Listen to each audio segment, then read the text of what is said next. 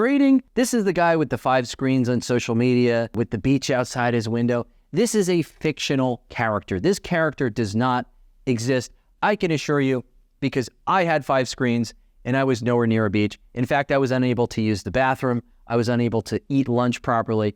Trading, it sounds cool, but it's not actually how you want to live your life.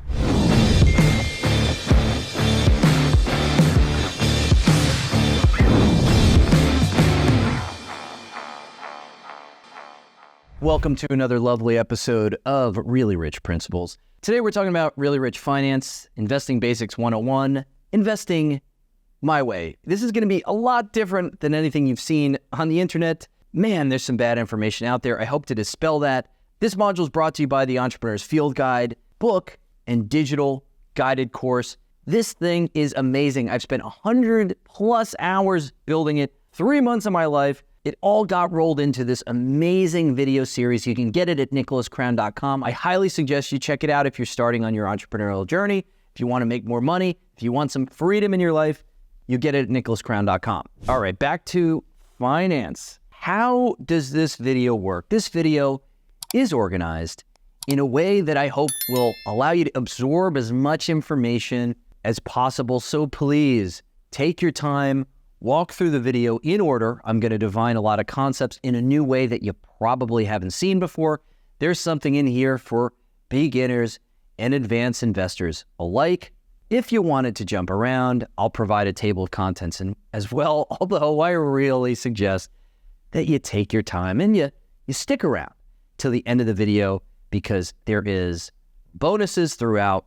And this is one of the most comprehensive videos that I will make about personal finance. A little bit of my qualifications, background on me, and some caveats. So I was a registered securities pro for 7 years. What that means is I passed the Series 7, 3, 63, long-ass tests that you need to do to actually play with these financial instruments and advise other people. I worked for 2 different bulge bracket banks. These are bulge bracket meaning the largest investment banks in the world.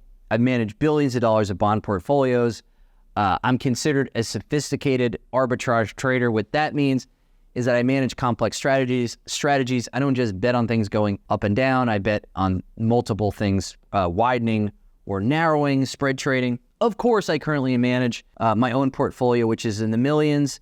I don't outsource this. I manage this myself because it's so easy, as you're going to learn. And I'm going to tell you something that you're not going to learn online because nobody is going to break it down in quite this way. Finally, this is not financial advice. Do your research. I have to say this legally or the really rich legal team will be on my back. We don't want that. So I start these videos out with why you should care. Now, getting investing wrong can ruin your life. Now, I don't mean that in some scare tactic kind of way. I mean, if you were to lose 50% of your capital, if you were to lose 50% of savings, you would have to go out there and make 100% returns just to get to even. Now, if you know where to get 100% returns, feel free to put it in the comments. I will be investing in whatever that sketchy strategy is that you found because it doesn't exist out there in the wild. So taking extreme losses, it blunts your earning potential for the rest of your life. Okay, so if you misallocate and underinvest in yourself also, and you take all your money and you stick it into the market, you're also causing serious problems. Many people take money that they should be using to make their life a little bit more comfortable.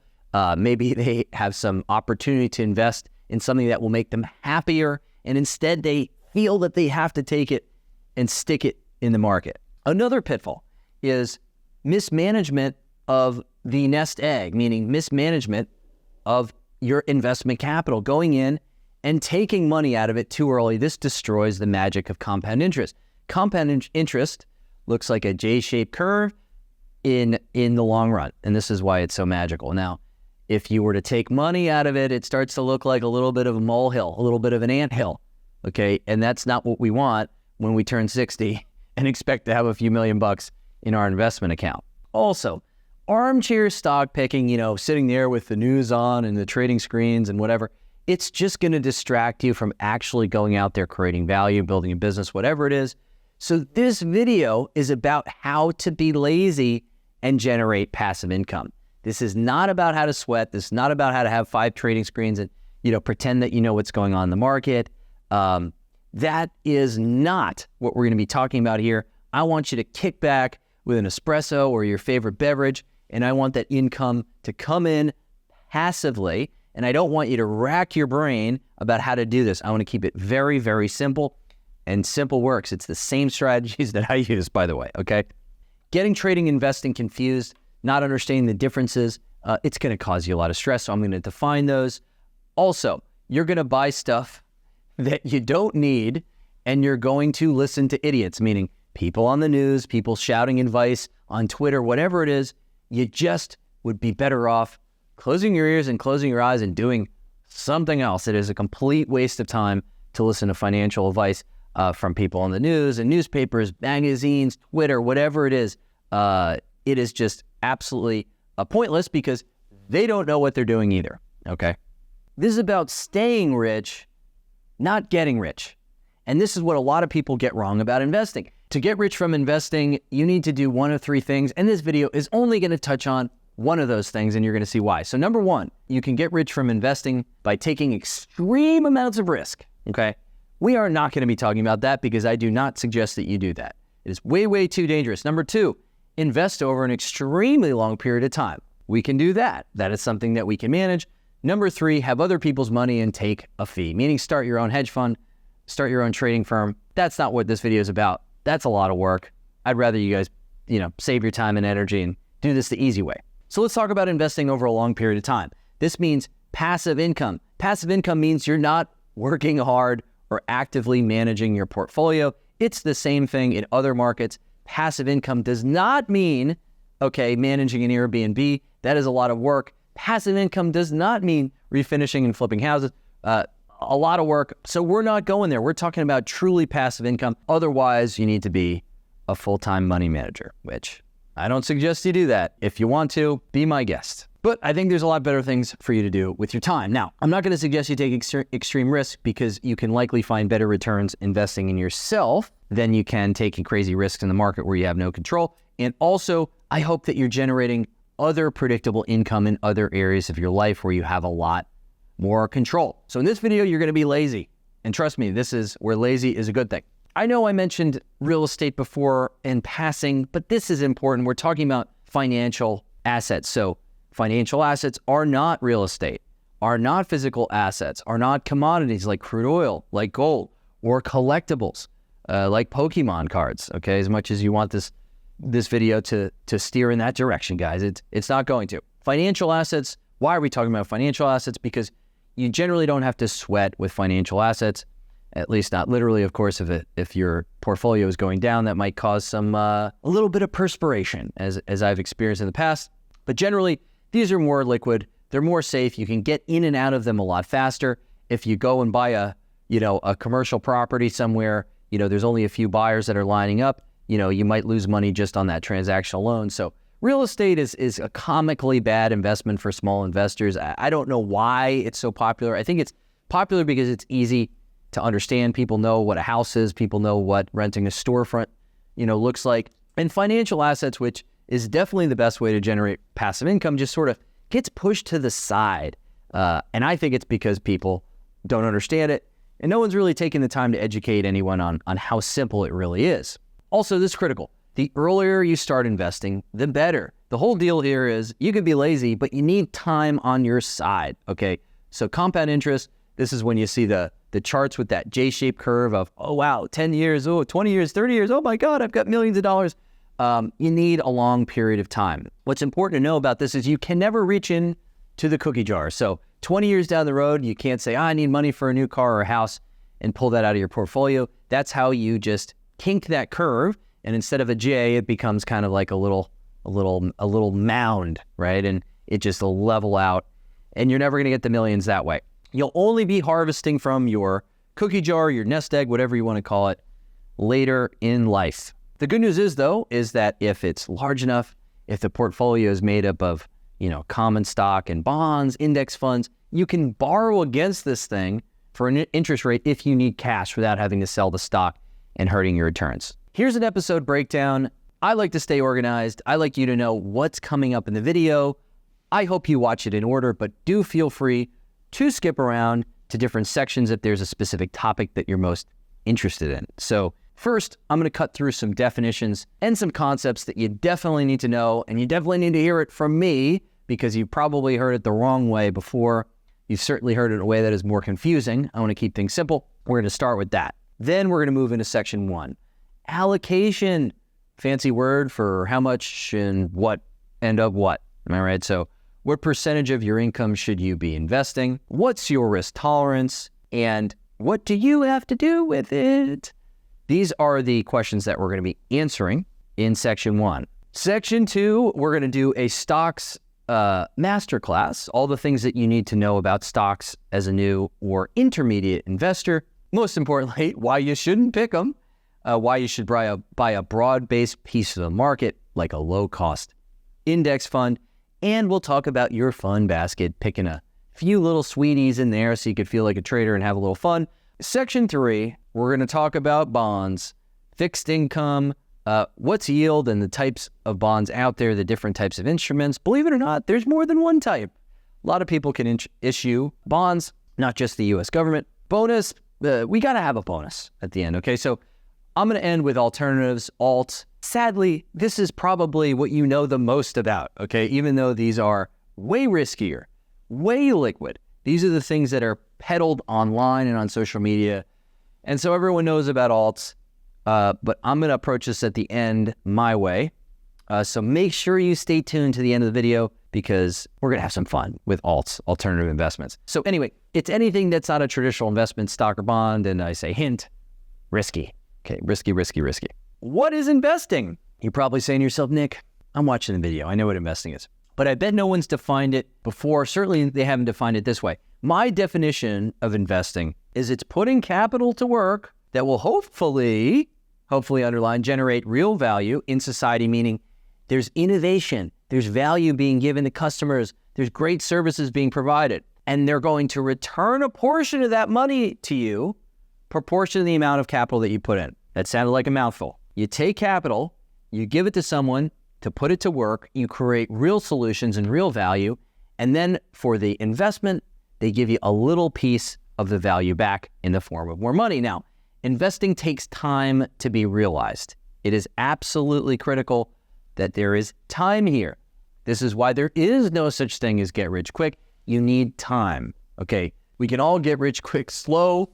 In the words of Warren Buffett, we can't get rich quick when it comes to investing. Notice how I didn't say anything about betting on a stock going up or down. That's not investing. That's gambling. Maybe that's trading. Ultimately, the price of a stock can go every which way in the near and medium term, but over the long run, we're going to talk about it. It should go up if you buy a big enough piece of the market, not an individual stock. And I'm going to prove that to you. Trading versus investing. There's a huge difference here. Trading is a full-time job. Investing isn't a lot of work. In fact, you're going to feel like you should be doing more. You're going to feel like you are a slacker, but you have to be a slacker when it comes to investing. Trading, this is the guy with the 5 screens on social media, with the beach outside his window. This is a fictional character. This character does not exist. I can assure you, because I had 5 screens and I was nowhere near a beach. In fact, I was unable to use the bathroom. I was unable to eat lunch properly. Trading, it sounds cool, but it's not actually how you want to live your life. You want to be kicking back on that beach with that passive income coming in. You don't want to be sitting there with 5 trading screens, losing lots of money, which is exactly what you'll do if you try to become a trader, especially if you try to become a trader and think it's not hard work and not a full-time job. All right, what's an investment thesis? You might have heard this thrown around before. This means having an idea and going out in the market and proving it. Sounds fancy. You know, my example here is, because battery engines will be soon mandatory, I believe the price of Tesla stock will increase with pent-up demand by 2025. This is your thesis. And then how do you test your thesis to know if you were right or wrong? Well, you wait until 2025, and then you decide if the price is higher or lower as a result of the growth of the company. Why do things go up and down? Good question, right?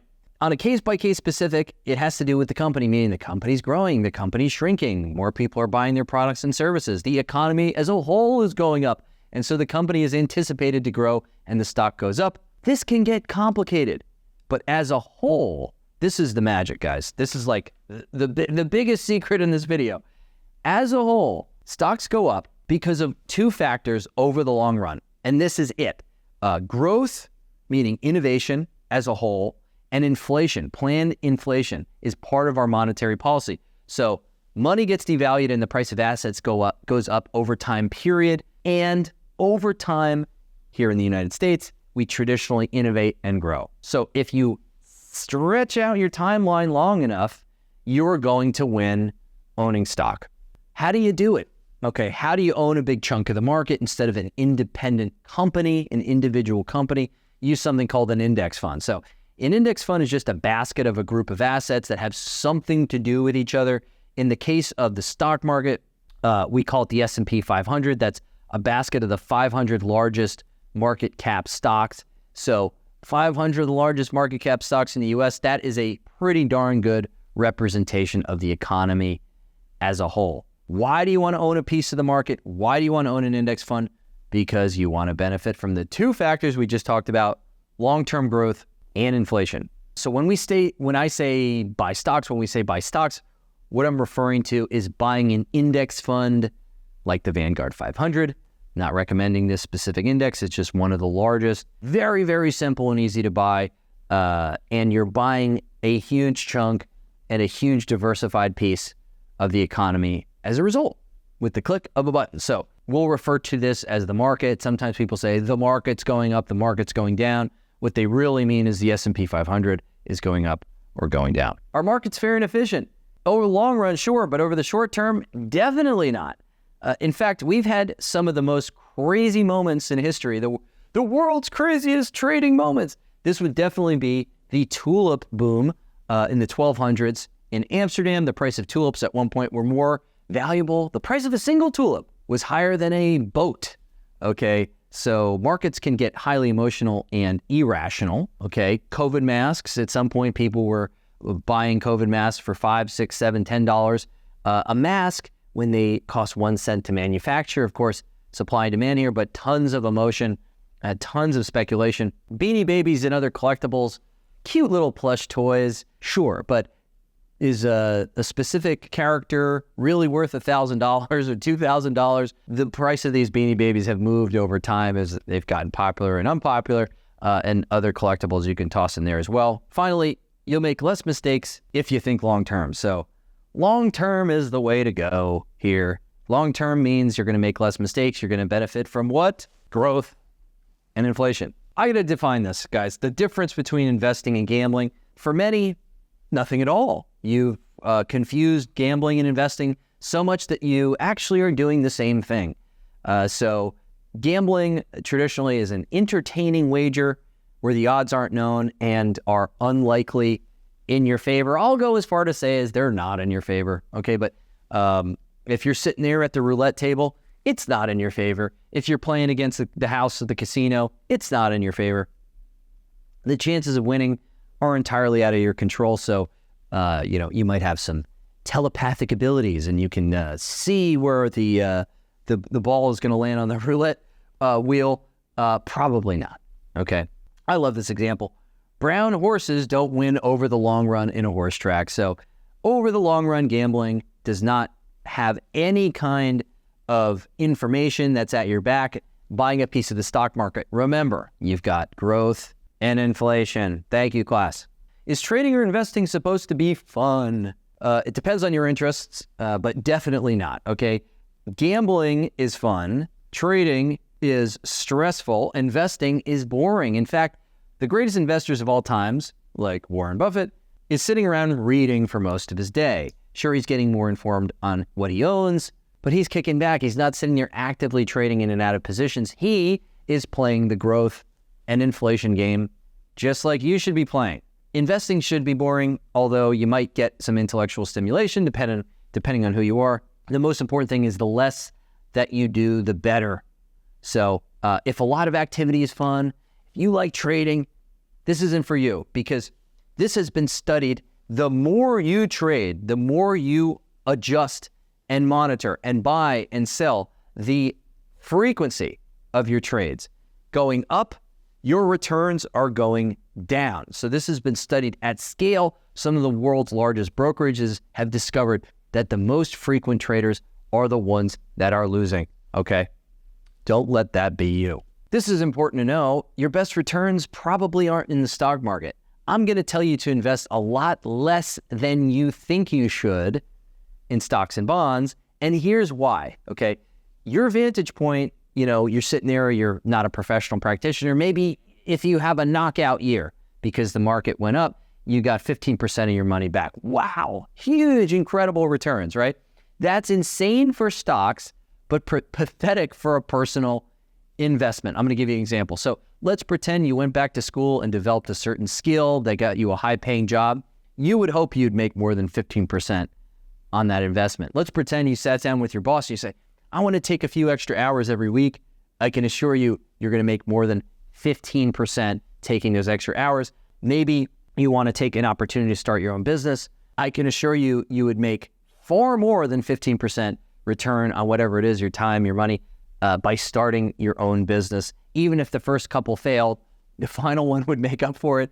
So the best way I've ever heard this put is legendary crude oil natural gas trader Mark Fisher. He said, why are all these dentists trying to become traders when they could just buy another dentist chair? Why are you taking your millions of dollars and putting it in crude oil natural gas and trying to be a trader when you could just expand your dental practice? Let's take a lesson here, guys. Let's not be like the dentists trying to become traders. Let's just expand our own business and use our own skills and insight to make more money. Okay, how do you approach all this? We've got a great intro to how all this works, but how do you actually approach this? I call it dead capital, DEAD capital. This is what you're investing. What does that mean? That means every month you've got some money left over. It doesn't mean that you take all of the money left over. In fact, some of that money should go back to you to improve your quality of life. Some of it should go, to a comfortable bed or blackout curtains so you sleep better and your mood improves and all of a sudden you're more productive and your mind is, operating a mile a minute. Maybe you need a new coffee machine, okay? And you feel, oh, well, I can't buy the coffee machine. I have to go invest. No. Dead capital, meaning I've got nothing to do with this, Nick, but take it down to the street to Johnny's Bar at happy hour and tie one on. So that's what dead capital is. You've never heard it this way before, but it's absolutely critical. Why do I say dead capital? Because if you take anything that you're going to need, you are going to go touch your principal, you're going to go plumb your investment account, and you're going to kill your compounding returns. So please, it's smaller than you think. We're talking 5% of yearly income at the most. And it's so small because there's other things you're going to need to invest in. Also, we don't ever want you touching the piggy bank. Like I said, never, ever, ever touch the piggy bank, because once you touch the piggy bank, you stop compounding and you change that curve from a J, remember, to a molehill. Section 1, allocation. Allocation means what and how much. Okay, so oftentimes you've seen portfolios look like a pie chart, a little green chunk of pie for stocks and maybe a little blue sliver for bonds. You might think of your lunch bag every day as a whole pie chart. You've got a sandwich and a bag of chips that makes 100% of your lunch. Allocation is no different. It's just a mix between asset classes. So stocks, bonds, commodities, funds, and alternatives, all of these combined is your total allocation. And how you allocate this, in what percentage, will determine how your portfolio operates, how much risk you're taking, how much return you're going to enjoy over the long run. So before you can allocate anything, you need to ask yourself, what is my risk tolerance? Now, this is one of the most, you see this question, you go, oh, you're moaning and groaning already because it's so, you've seen it before in a pamphlet, or, maybe you just started your job and they've got some kind of questionnaire for your 401k, your retirement fund, whatever it is. But you really need to ask this, okay? And I posed this one question and a few other smaller questions. They're going to help you get a better answer. So grab your notebook and let's do this together. How much would it suck if you were to lose it all? Meaning I'm 19. I just got my first job. I put $1,000 in, I lost it, and well, I'm okay. I've got plenty more years of career growth ahead of me. I'm going to be just fine, right? Or I'm 65, I need $1,000 a month for my rent. If I were to lose part of my nest egg, I might not be able to pay my rent, and I might not be able to sleep with a roof over my head. Do you see how the risk tolerance there is entirely different? Question number two, would you risk it all for a bigger return? So would you risk all of your capital to make a little bit more? I don't suggest that you start thinking this way. But if you say, hey, again, I just graduated, I see some opportunity here, here, and here. If I were to lose it for more money, can I accept that risk? Number three, are you relying on this money in any way, shape, or form? Do you have rent? Do you have a car payment? Do you have a home payment? Do you have education that you're paying off? Do you have a loved one that you're caring for?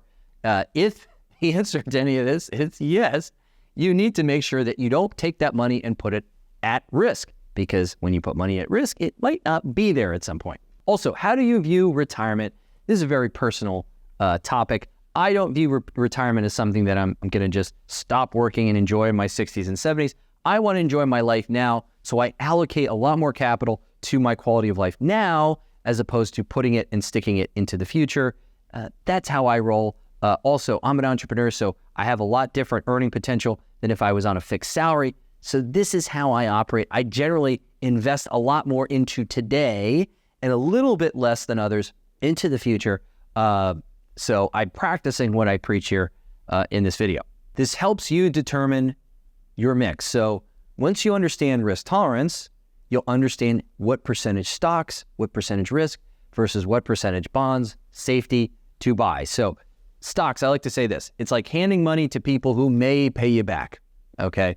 Your crazy Uncle Tony, right, who's wants to open a pizzeria and he might pay you back.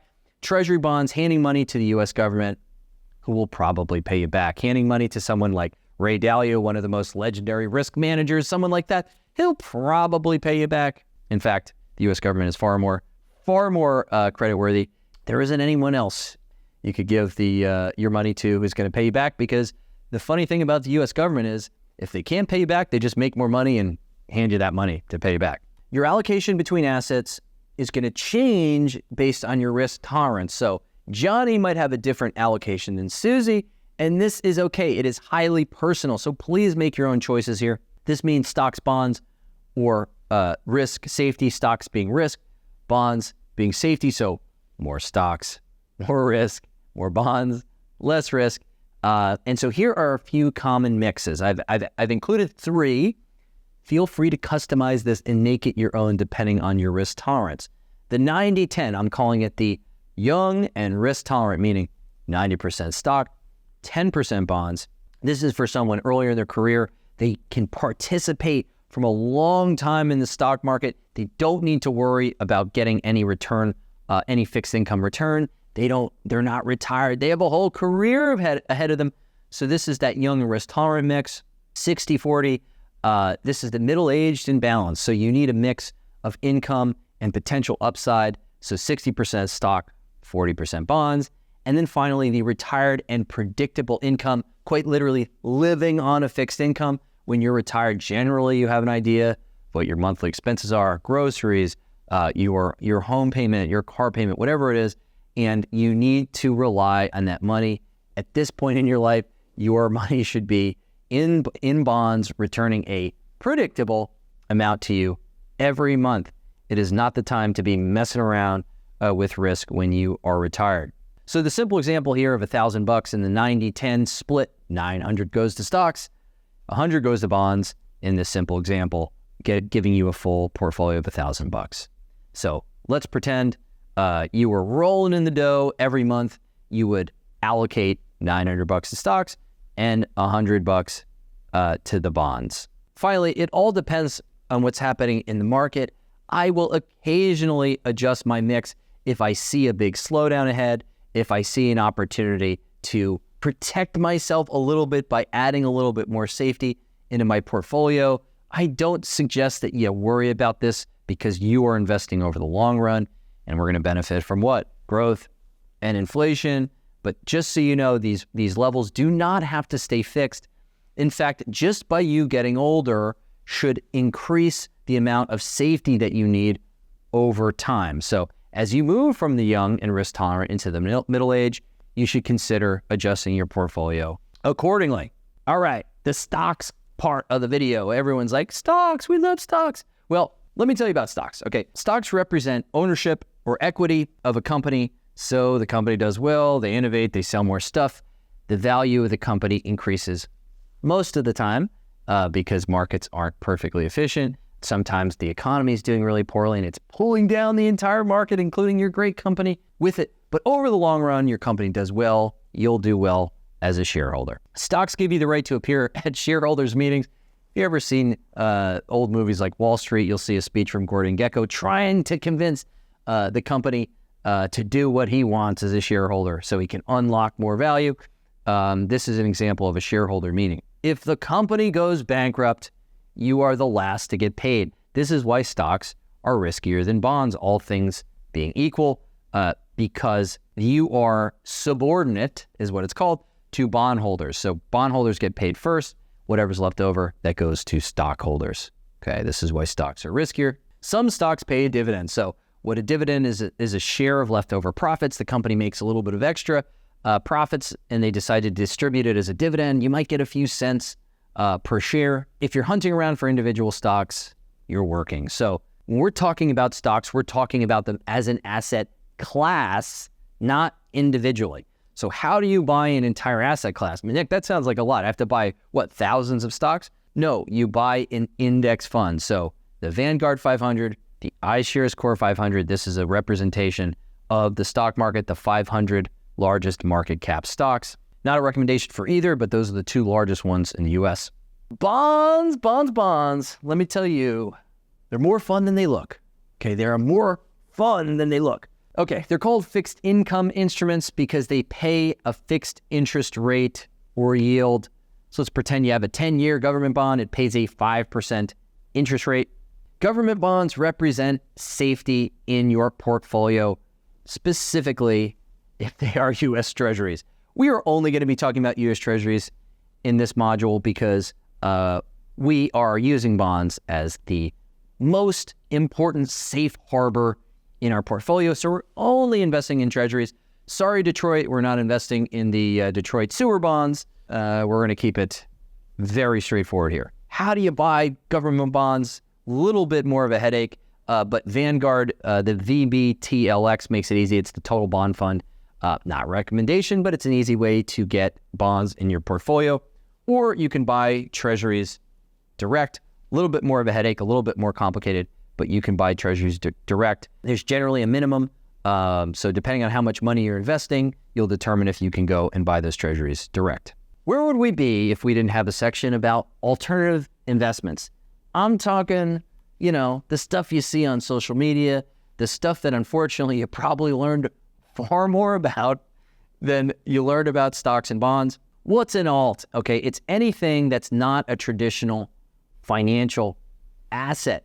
So this can be a wide variety of things, anything from shipping containers to fine art, to wine, to collectibles, to things that you've never heard of, okay?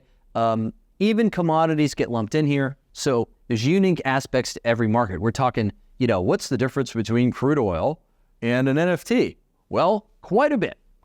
So in these markets, risk is higher because there's less regulation, there's less scrutiny, okay? There's also less participants, so prices can swing wildly.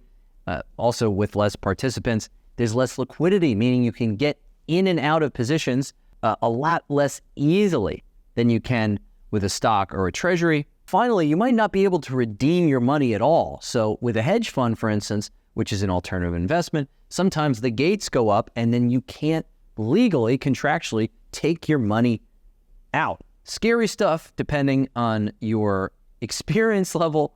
But here's the problem. Alts are what everyone learns about before stocks and bonds because, oh wow, they just sound a lot cooler, a lot more fun. So funds, commodities, crypto, NFTs, collectibles, you've probably heard about this stuff more than you have about index funds. You've probably never heard of the bond index fund that I just mentioned. on the previous slide. So why is this, right? This stuff gets marketed to young investors. They're more susceptible to listening. They're more susceptible to buying things that are unregulated. So it's just a dangerous, slippery slope. Depending on the asset, they might be completely unregulated altogether, like crypto, okay? So what do you do with alts, Nick? You know, you talk about alts. What are you going to do? You should allocate an extremely small percentage of your portfolio to these alts. Small, small, small, small, small. So if you want to add alts, consider them a even riskier asset class than stocks, and then you are going to only invest a small amount because this is capital that you are truly putting at risk. When something goes wrong in an alt, you may lose everything instantly. Now, I know holders of specific coins had experienced this during the crash in crypto. You choose the wrong coin, you go bust. This is something that is highly, highly unique to alts. It's very different than stocks, than bonds. And also, gold and oil, which is an alt, have intrinsic value. Altcoins don't. So it just shows how different and how informed you need to be about each market. For instance, gold is a component in servers, chips, cars, whatever. So even gold has intrinsic value. There's always going to be a use for gold. Fossil fuels, even as we switch to battery-powered vehicles, will still be powering something for quite some time. But the issue here is a frog coin. I'm making a joke here. A meme coin has zero use if people decide they like another one better and everyone just drops out of the market. So please, please, please be informed when you play with alts and limit your risk to a very, very, very small percentage of your portfolio. We've covered a lot. I want to do a quick summary of the most critical points here because, as I like to say, a little homework goes a long way. Determining the percentage that you're going to invest, 5, 10%, whatever it is, that small percentage of your dead capital, this is the first thing that you need to do. So take a look. Hey, how much money do I have left over? How much money do I want to invest? This is absolutely critical, and stick to it, okay? So you're going to get emotional. There might be times where you want to invest more or invest less, but just stick to it and keep those deposits into your investment account regular. Keep them automated. Make it easy. I'm going to jump ahead to a bullet. Set it and forget it, meaning if you're doing 90-10, every month $1,000 goes out the door. If you're doing really, really well, that's quite a bit of money, but we're using it for ease. 900 is going to stocks, and 100 is going to bonds, like clockwork. And a lot of platforms will let you automate this from your paycheck, from your bank account. Determining your risk tolerance, this is something that's critical because this is going to determine your mix between stocks and bonds, risk, protection. Your 90-10, are you a 60-40? What is the mix that you're going to use? Stick with it early in the game, and you can always adjust as you get older and you have career changes and lifestyle changes. Perhaps you have a family and it's time to start getting a little bit more fixed income in your portfolio. Well, that's an opportunity to move from 90-10 perhaps to a 60-40 split. Finally, you're going to own stocks that might generate a little bit of dividend income. I want you to buy an index fund so you don't have to think, but let's talk about our little fun basket. You know, you could buy a stock here and there for fun. These might pay a dividend. You take those dividends and you'd be buying more stock with those dividends. What this is called is dividend reinvestment. You want to do this regularly. So pick a day on your calendar, do it twice a year, do it 4 times a year, and that's it. That should be the only trading you're doing, is reinvesting dividends. And finally, choose an investment platform that you like. Try them all out. It might be an app. It might be connected to your bank. It might be really cool looking and pretty. It might look really dull and simple. The most important thing is that you like it, that you play around with it. Take them for a spin. A lot of these platforms will let you sign up for free. See if it makes sense. See if you're confused. You don't need fancy charts. You don't need all the graphics and all the volume and all the chatter that comes along with a lot of these platforms. So pick the one that works for you. And of course, pick the one that's the most affordable solution and do your research there. Always more to learn at nicholascrown.com. The Entrepreneur's Field Guide digital course and book is available right now. Hundreds of hours of research and work and 3 months of filming has gone into this digital course. This is going to get your first business off the ground. I highly recommend you guys check it out. It is an absolute masterwork of mine. I love it. I know you'll love it. Check it out at nicholascrown.com. And of course, if you found value in this video, don't forget to click like and subscribe and let me know how you're doing on your investment journey in the comments. I'll see you soon.